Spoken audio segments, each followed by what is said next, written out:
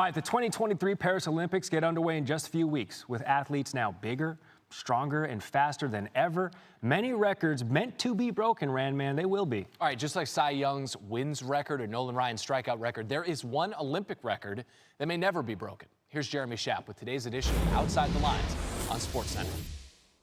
It happened October 18, 1968, at the Games of the 19th Olympiad. 9 months before Neil Armstrong's giant leap for mankind, the most remarkable leap ever by a human being.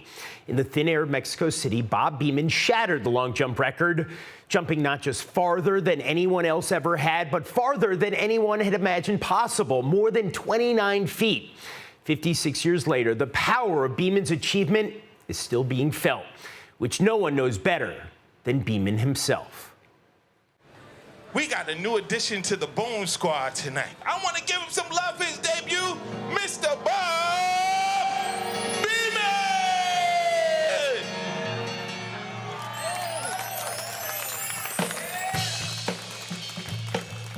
It is a beautiful midsummer's night in Branford, Connecticut. Hundreds of music lovers are spread out on the village green to hear the jazz ensemble Sticks, Bones, and the Bone Squad, with a special guest on percussion. Talk to him, Bob. Talk to him. At 77, Bob Beamon is still tall and lean and still in search of challenges. In terms of describing music and describing athletics, it's all about rhythm, timing, what you see, what you visualize. So all those things, you mix it up in the pot, and you can get incredible results. 56 years ago at the Mexico City Olympics, Beamon fashioned quite possibly the most incredible result ever in all of sports history. Oh, it's an enormous one. My goodness me, it's an enormous one. Going into the competition, how were you feeling about yourself? I thought I was the greatest thing since Smith Brothers cough drops. I was like, get it, Bob. Beamon, at 22, was among the favorites to win the gold medal in the long jump. His rivals included the two men who shared the world record, American teammate Ralph Boston and Igor Ter-Ovanesyan of the Soviet Union. I could hear my heart beating. I didn't hear any sounds from the spectators. It just closed in. And so as I ran down the runway, I was gone. Boom, run, faster, faster. And then I struck the board and took off. I went up over 6 feet in the air. And I looked at my watch.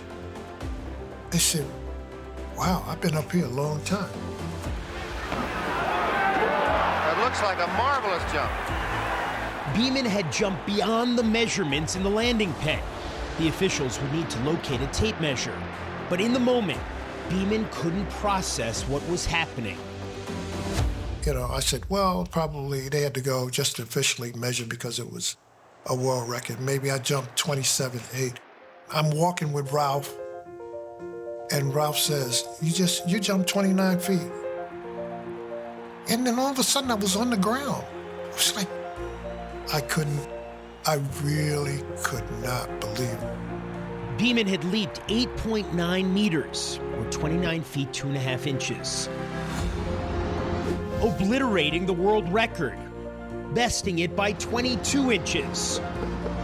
Over the course of the previous 33 years, the record had advanced by only 9 inches.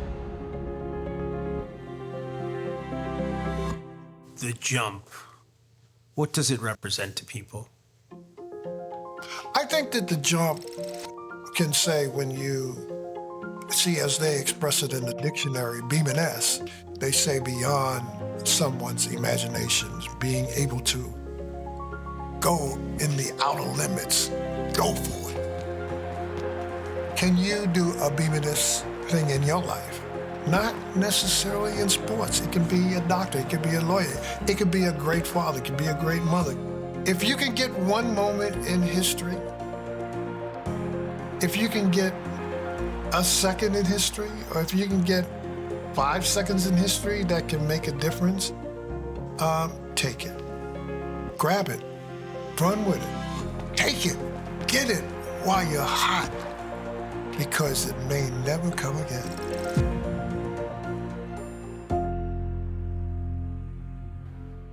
Bob Beamon's record has been surpassed only once, 33 years ago, by Mike Powell at the 1991 World Championships in Tokyo. Powell jumped 29 feet 4.5 inches. But Beamon's jump in Mexico City 56 years ago is still the Olympic record, and in fact, it is the oldest Olympic record.